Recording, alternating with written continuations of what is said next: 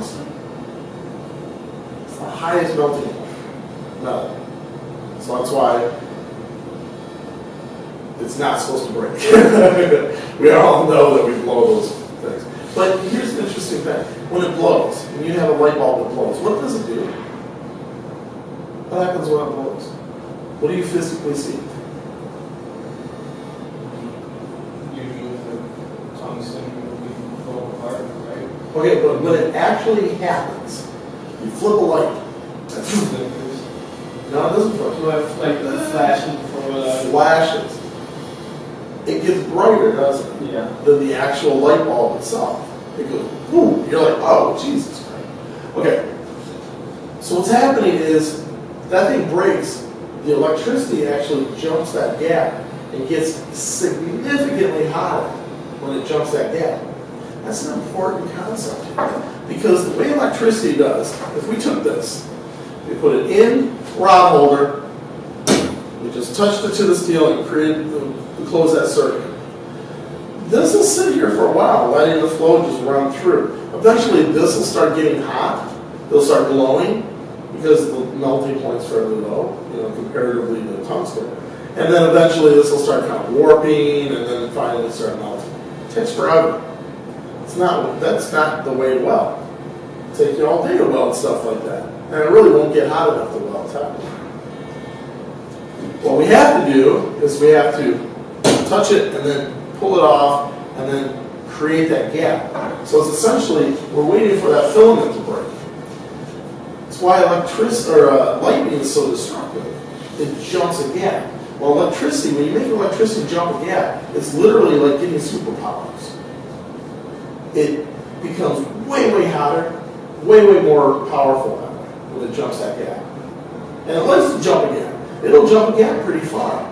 If you've ever seen a Jacob's ladder, it's the two wires and the electricity runs up, and it gets wide enough to where it finally breaks the electricity gap. But I mean, that electricity will jump a pretty big gap. When you see lightning, that's a pretty big gap that it's jumping. So that's what's happening. We've got to create that gap. That's really where all the heat comes from. And that's kind of an important concept in both stick welding and TIG welding, because we have to maintain those gaps. Now, we're not going to get super into the detail about this, because this is just, this is the early stuff right now. We'll get into it a little bit more once you get into the actual modules. But that, you just understand that, this is where some of the learning curve side of it comes from. Learning how to strike it, hold that gap, and then keep them right angle, and then drag it along and feed it at the same time. All of that stuff comes into play. And what we really want to do is get to the point, we want to make sure that you understand it so you can focus in on it, but then hopefully get to the point where you don't even have to think about it anymore. Then it just comes natural, it's just more of a muscle memory. Then you can think about, where I just was, how long it's going to take me to get to the end here, which direction do I need to go, what am I going to have for dinner that night. All those things need to be, in your head. Not, okay, arc gap, travel speed, angle of rod. We don't want you to focus on that. We want you to get you to have enough practice where that becomes natural. And like I said, we'll get into the details about what the rods mean and everything else. So the next one.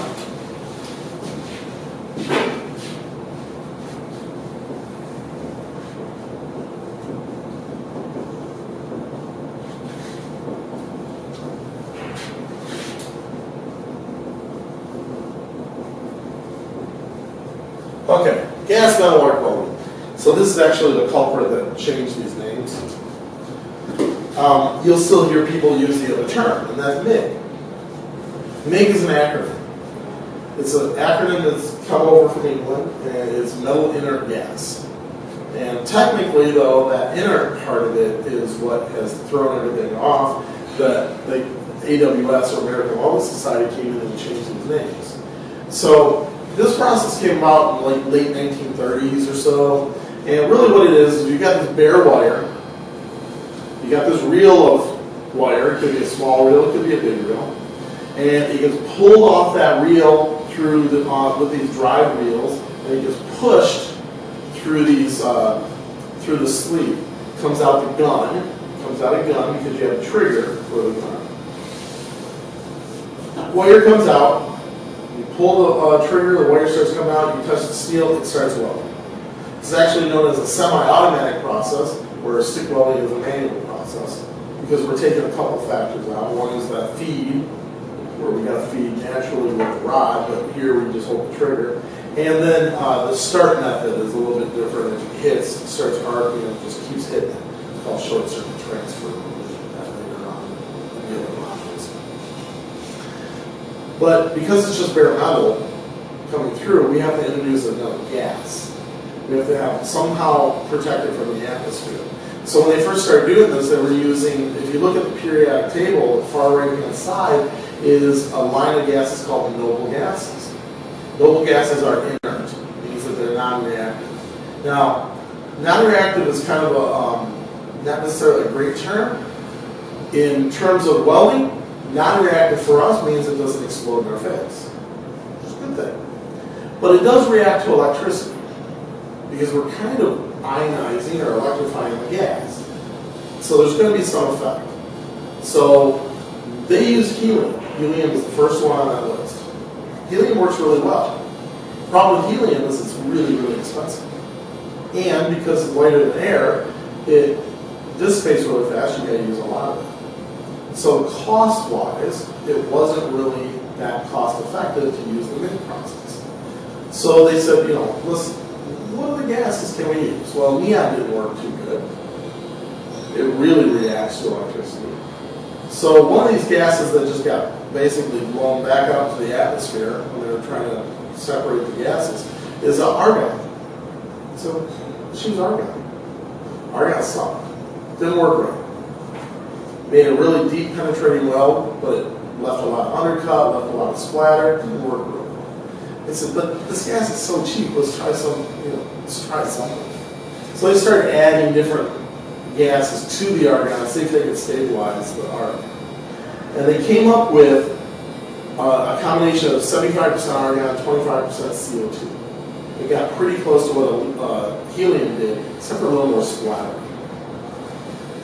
But CO2 is not an inert gas anymore.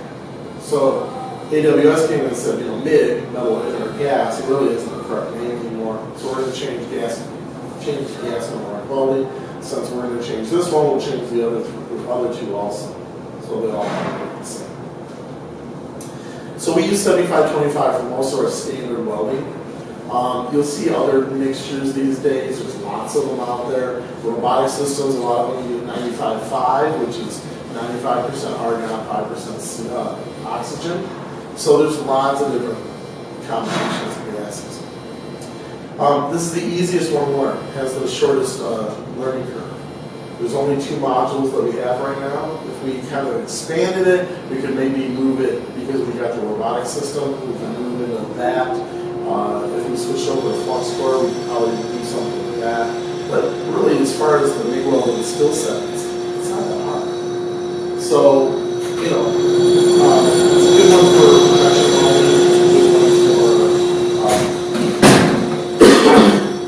for teaching people how to weld really, really fast. So, it's kind of its purposes. It's not necessarily my favorite, but it's a pretty viable system because it is pretty quick. Set it up real quick, attach things up really easy, or you can weld something up really fast. So it's a good system. So last one is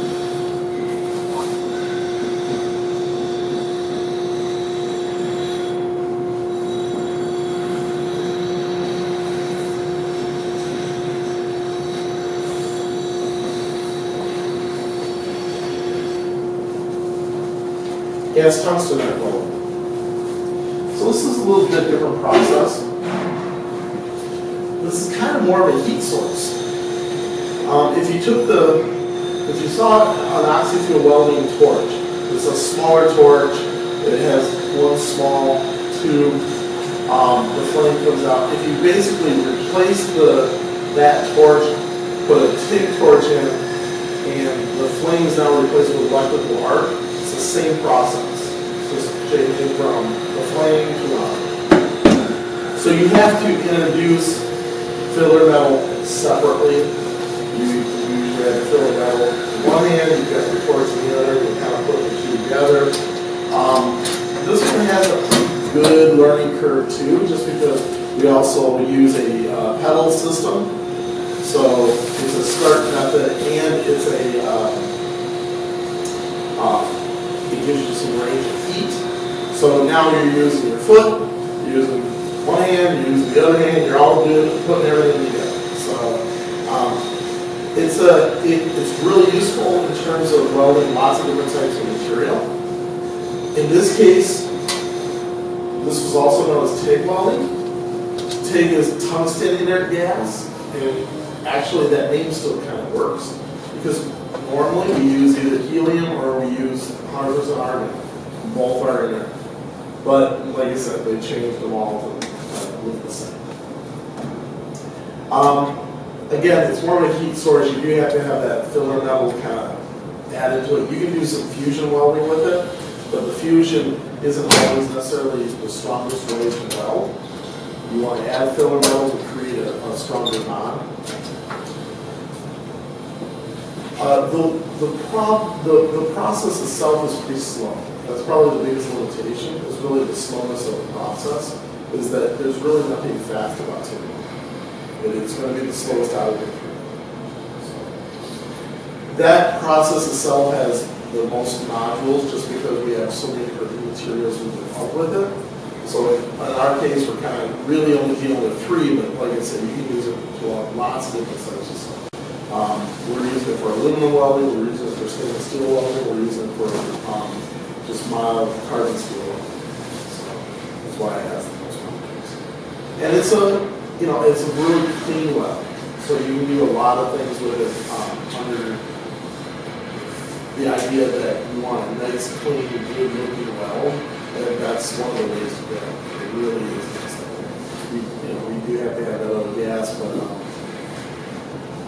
normally TIG welding doesn't get done a ton outside. It's usually kind of somehow encapsulated, whether it's in a shop, whether they build a tank around something, or some kind of structure around something. So you are limited in terms of the atmosphere. But it's a good process. So these are the 5 processes that really we are focusing in on in these modules. We'll expand a little bit on it, go into tool guide welding, we'll go into pipe welding, and things like that. But that's really kind of the gist of the processes. And like I said, it's basically chapter 1. Any questions? You were a pipe fitter, you said? I was a pipe welder. I worked with the pipe fitters, so as far as learning stuff, I was around all the time. I know how to What's fit. the difference between a pipe welder and a pipe fitter? The pipe fitter did most of the alignment stuff. We did the final welding, tacking welding. Okay. Yeah, it's just different places separate it a little bit. If it's a pipe fitter out of, say, some of the union shops, they may be doing their own tacking, they may be doing their own welding too. It depends on their skill levels. Where I was, there was a distinct difference between pipe fitter and welder. Yeah. So they just aligned it, held it, I tacked it up, and then I did all the finished welds. And so, what would you say the most common welds out there when you're doing the? Probably the 3 that come up the most probably are flanges, sockets, and I was saying, so would it be your shielded metal? We did probably mostly stick welding for where we were. Yeah. Yeah, it was mostly that.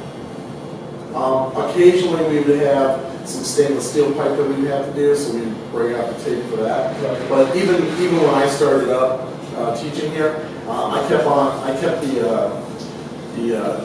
guy that was teaching TIG on for a few semesters for me to really get familiar with the TIG process. Yeah. I just didn't feel comfortable enough to teach it at that point. What company did you work for? I worked actually it was Rouge Steel. It's called AK Steel now.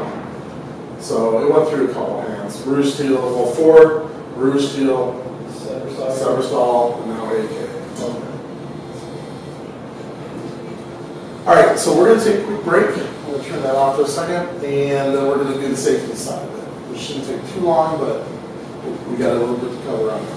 Okay, so take 5-10 minute break.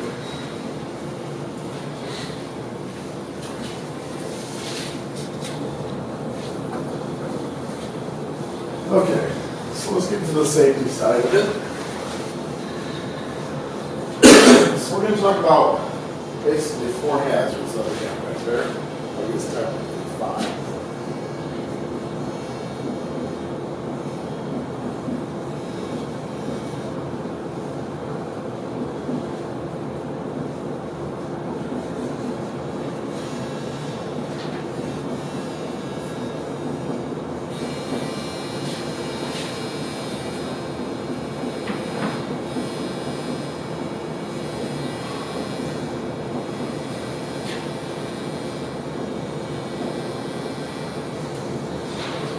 Okay, first one, ultraviolet and infrared rays. So let's start with infrared. Everything back there has the potential to give off infrared rays. How do we know something is giving off infrared rays? Any ideas? No? It's hot. If it's hot, it's giving off infrared rays. Alright? So it's heat. So when we're back there, we have a couple things that we normally will use, and that is channel locks to move our steel around, and we also always have our gloves on.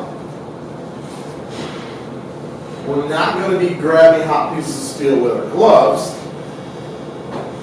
We're going to be grabbing them here. We don't want to be kind of doing one of these things until we get it over to the quench tank.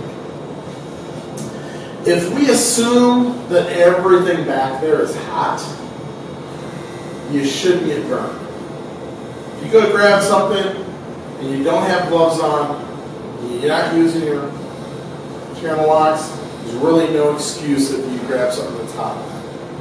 Okay? So always have gloves, always have the pliers and channel locks, and assume that everything's hot. Shouldn't have an issue that way. Remember, not everything glows when it's hot, because I had that question before. So how do you know it's hot? Besides, he was going to be glowing. I said, no, not necessarily. I said, so what's the melting temperature again of steel? 26 to 28. Yeah. So at 2,000, it could be glowing orange. But what about 1,000 degrees? Might not have any color at all to it. But do you really want to touch something that's 1,000 degrees? Not so much. So, if I tell you to go grab something out of the scrap barrel for practice, you don't know if someone right behind you had just thrown something in there that they forgot to put in the quench tank. There's something to be in there that's smoking hot. Yeah. So just assume that everything is hot. Always have gloves on. Always be using your channel locks and pliers. Should never have an issue. Okay, ultraviolet rays. Ultraviolet rays are the rays that cause sunburns. Okay, but they can be a little bit more than that. We have much more concentrated UV rays in the electrical arcs that we handle. Okay, what would take, say, 4 or 5 hours out in the sun, probably about 30 to 40 minutes back there under that kind of intense UV ray. We like to say, don't look at the bright light. Plain and simple. Don't look at the bright light. I mean, unless you have your shield on, don't be looking at anybody's bright light, because you're going to have damage done. More and more welders have been coming down with skin cancers, melanomas, than ever before. And I blame TV. We want to protect ourselves. So we need to have all of our skin covered 100%. We won't have 100% because maybe not every bit of the back of us will be covered, but pretty much the front side, with the shield down and everything, we're going to be covered 100%. How many of you guys have watched welding on TV? Yeah? How many of those idiots on TV have you seen not using gloves, not using coats, even tacking without a shield, just going like this? Friggin' morons, okay? No reason to. You should never be in enough hurry that you have to do something like that. You should always have coats on, gloves on, shield on, safety glasses on. If you happen to have some exposure to the bright light, you could come down with what's called welder's flash, which is basically a sunburn on the surface of your eye. There'll be little blisters. You won't know you have it right away. It'll feel like someone just dry eyes or something. But about 2 o'clock in the morning, you're going to wake up, you're going to have all kinds of crustiness all around your eye, and you're going to feel like someone opened your eye up and poured sand in your eye. If you're able to get over to the hospital somehow, they're going to give you this really thick goop that's about as thick as Vaseline, and you'll have to rub that onto the surface of your eye for 2 or 3 days. Always have your shield on. If you're walking through the lab and we're doing a demonstration or something and you can see the arc, just throw a hand up. You should have your gloves on anyway. Just throw a hand up and kind of block it from your view as you walk past. It's only a split second. So little things like that. If you need to move a curtain around, so you block it because someone's welding on a pipe or something out, no problem. You move something around because you were getting flashed. Our booths back there mirror each other. So if you're in one side and they're in the other side, there's curtains. If those curtains are not drawn, you could be flashing each other right across from each other. So make sure you close your curtains. And if you happen to be walking through and someone's welding with the curtains open, close their curtain for them. Nobody's going to say anything. We prefer that because we want to look out for everybody for the safety side of things. Okay? So it shouldn't be an issue.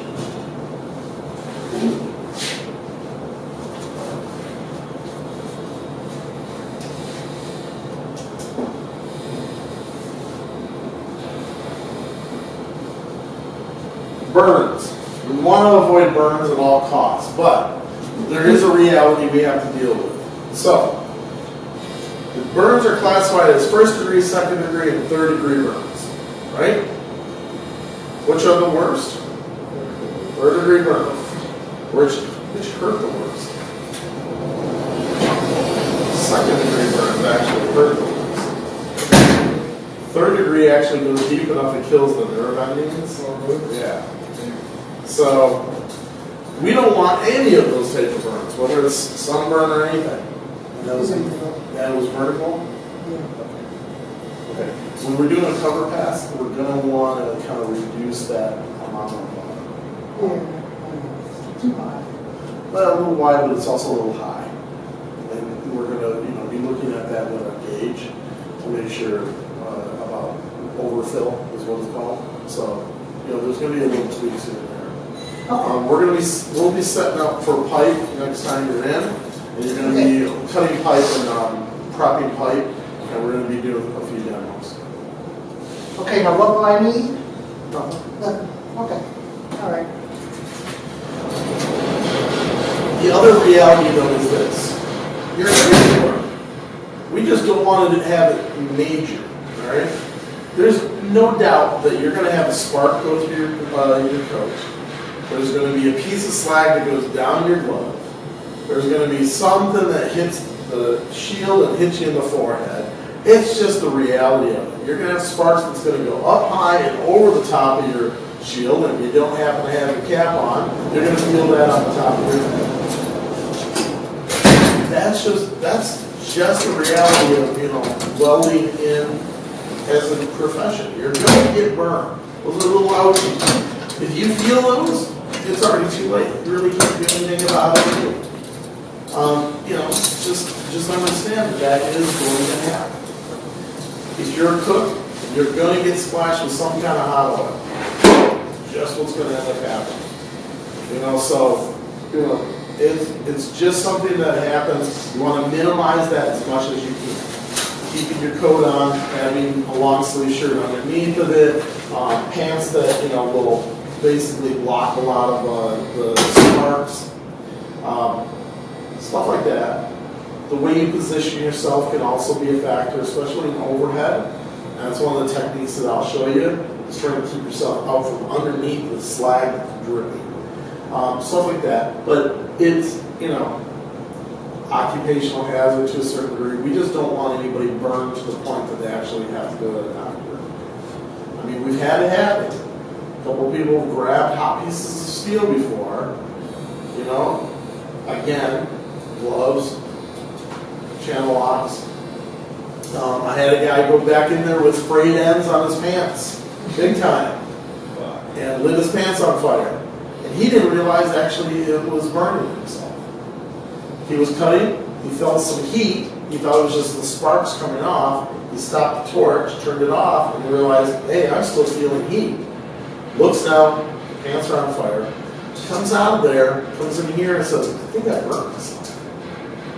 Okay, I'm thinking, that's probably something little. He pulls the pant leg away, skin is peeling off. Oh. He's got first degree, second degree, and a third degree burn. He didn't even feel it. He didn't even feel it. It wasn't until the EMS got here and started cleaning off the saline solution that he started feeling the burns. Oh. So, I mean, don't assume that you can always know when you're getting burned. You touch something hot, yeah, okay. But other places on the body, sometimes not quite as sensitive. So we want to try to avoid that at all costs. Again, assume that everything's hot.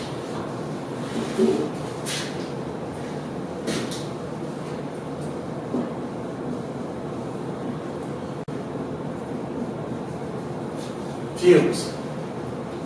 Everything back there does give off some fumes. We have a good air system.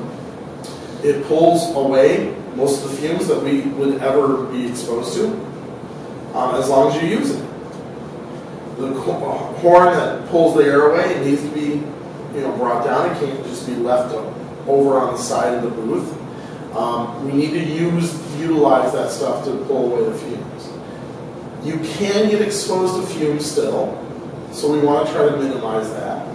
A couple things you want to watch out for in terms of just health is, so we'll start with galvanized steel. So galvanized steel is a coating, a rust-proof coating on it. What's it made of? Any idea? Zinc. Zinc is not a good thing for us to breathe into our lungs. It'll make us sick. We'll know it pretty fast if you're doing it. OSHA actually says that we're supposed to mechanically clean all the zinc coating off before we do any welding on it. But the reality is that doesn't get done all the time. It gives off the fumes pretty heavily. It's really thick. So it's pretty easy for you to get some of that. So you want to watch that. Stainless steel. You don't want to make stainless stains. It's the addition of chromium. And chromium poisoning can also make you sick. It's a little more subtle than zinc. It'll take a day or so. But if you're ingesting those fumes, by the next day you'll start feeling like you had the flu. You'll have body ache, you'll have nausea, sometimes you'll have a headache, things like that. So you definitely want to watch that. So the third one I just want to mention is really, really subtle. We use a rod called 7018. 7018 is the #1 structural steel rod in the world. Okay? And there was a class action lawsuit back in the early 2000s that these guys from Canada, they're all coming down, and this is kind of a quote, with a Parkinson's-like disease. So they started doing a lot of testing on these guys, and they found that what was common between all these guys was high levels of manganese in their system. They traced it to 7018 rod because the addition of manganese is what makes that rod strong. And when these guys were welding, these guys were all, 30-year welders, they were probably taking a lot of this stuff. Maybe confined space was a little bit different back then. what it is now. Lots of OSHA laws have changed over time. But anyway, it happened. I mean, it's a reality. Now, the problem was the court case got thrown out. Got thrown out of court. What do you think happened with the rod manufacturers? Changed and put a label on it. Didn't do a darn thing. Oh, because it was thrown out. It was thrown out, didn't change anything, didn't put warnings on it, nothing. So the potential for manganese, getting into your system is actually fairly high. As long as you're using the air systems and stuff, shouldn't be an issue. But if you're in confined spaces or you're in poor ventilated areas and you're rolling all the time, yeah, it could be an issue. So I just want you to be aware of that possibility. Not that it's anything, you're not going to come out of my program having any issues, but over time it could be an issue later on. So when we weld, the ironic thing about when we weld, so for stick welding, we tend to strike our arc, and we have to feed and travel at the same time. So you strike, feed, and travel. Well, I fed with my arms.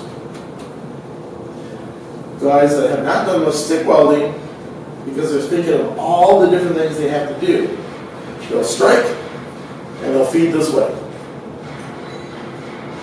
They won't move their arms, they'll move their body this way. So by the time the rod's here, all of the fumes are just going up and around their shield.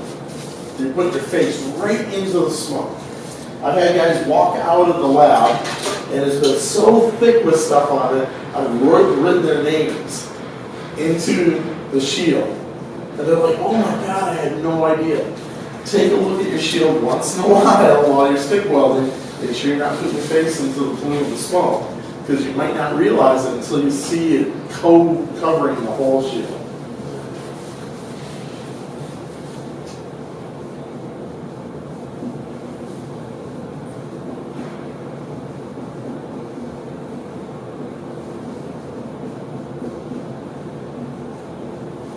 So last one is electrocution.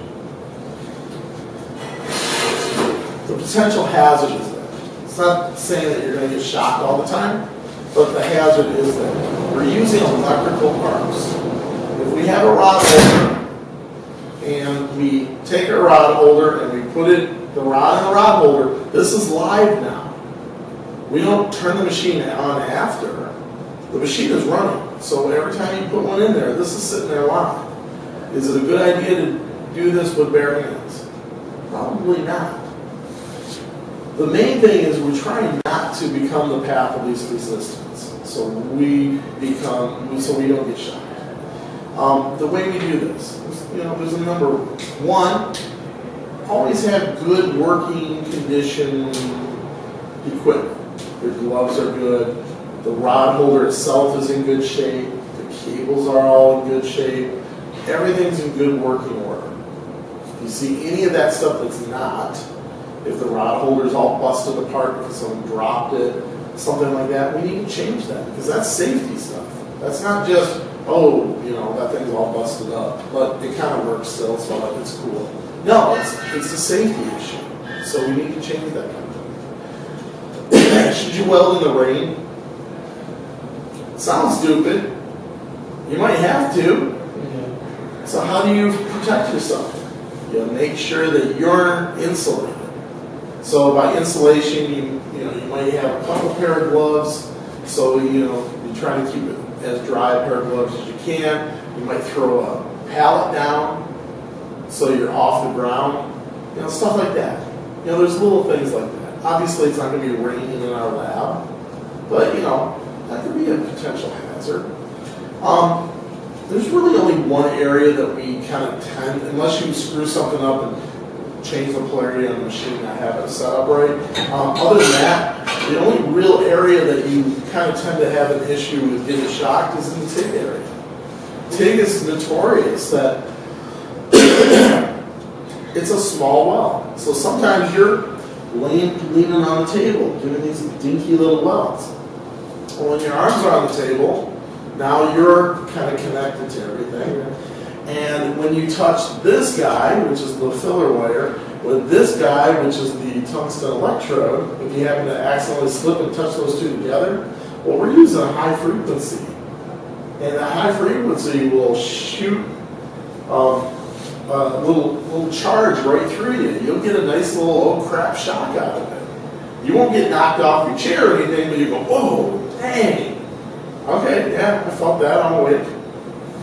It happens. It happened to me in front of like 14 people I was doing a demo with. To be fair, one of the guys kicked my table and it moved my arms and they went together on me, but it was like, ah, man. Oh, I'm sorry. But it can happen. It can happen. I've gotten shocked many, many times. Just about everybody takes the TIG classes. At some point during the class, they're going to get shocked. You know, again, if it's not something that's, you know, super, super hazardous, it'll definitely wake you up a little bit. But, you know, the potential's there for it to get worse. Luckily, you know, our systems are kind of designed to where it won't get worse, but, you know, there's reasons, but there's like I said, there's possibilities for it to get worse in other areas. So, you know, you really want to kind of watch that. For some odd reason, and you never know. If you see a puddle in the lab area, that's a concern. You know, maybe all of a sudden you have a leak in the roof. So, you know, we need to kind of keep an eye on that. And that kind of takes us to the last point, which was the